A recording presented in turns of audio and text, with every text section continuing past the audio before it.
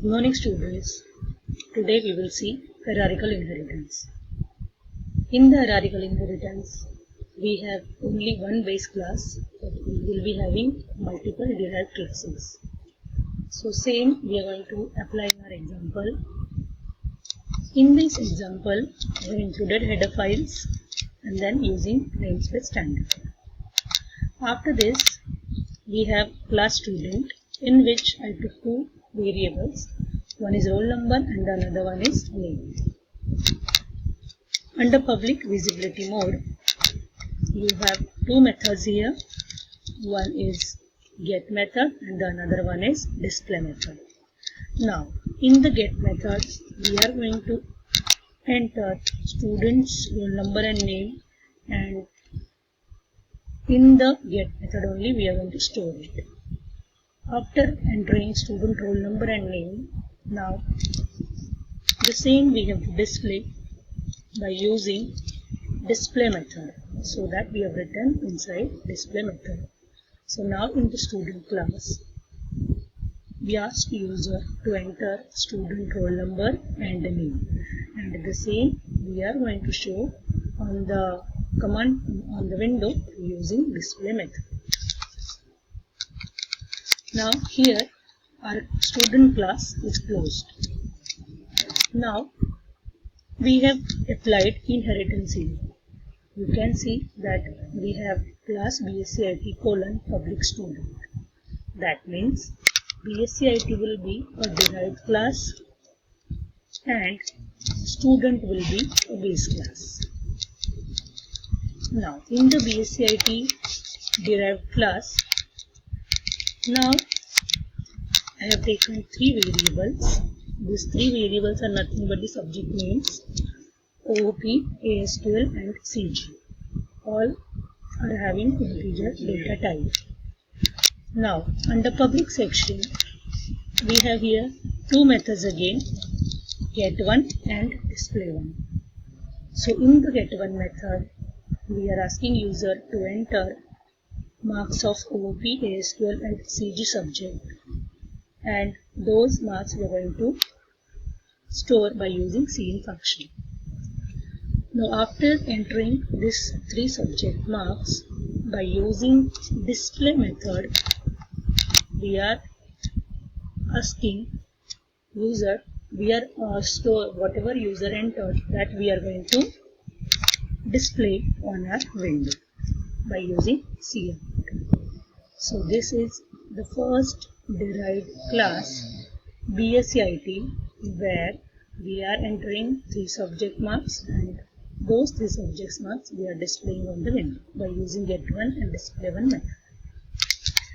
Now after this, after finishing this BSc IT class, now we have one more class here, that is class BMS. Now this class BMS we are inheriting from class student. So student class is my base class, and from this student class I am going to inherit two classes. One is BSc IT, which we have written as a first class, first derived class, and the second one is BMS, which is nothing but our second derived class. Now in the BMS class, I have two variables, that means two subjects, that is HRM and CRM. Both are having integer return types.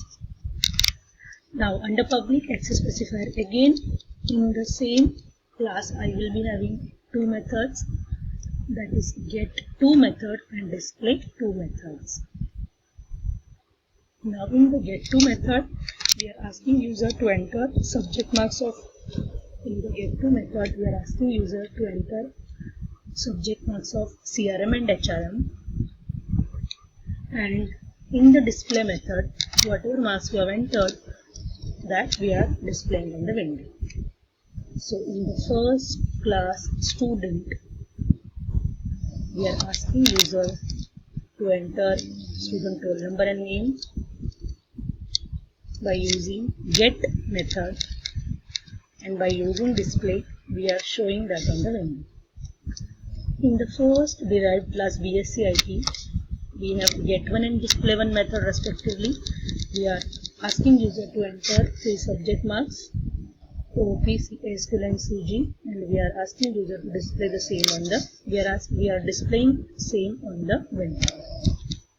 In the second derived class BMS, we have HRM and CRM subject, where we are asking user to enter marks of these two subjects by using getTo method, and by using displayTo method we are displaying that on the window. So these three classes be done. BSc IT, BMS, two derived classes, and student will be one base class. Now after finishing these three classes, now our main function is remaining. Now in the main function, always we are creating object of the class, and by using that object we call respective methods. So here we have two derived classes, one is BSc IT and the another one is BMS. So we have to create two objects of these two classes.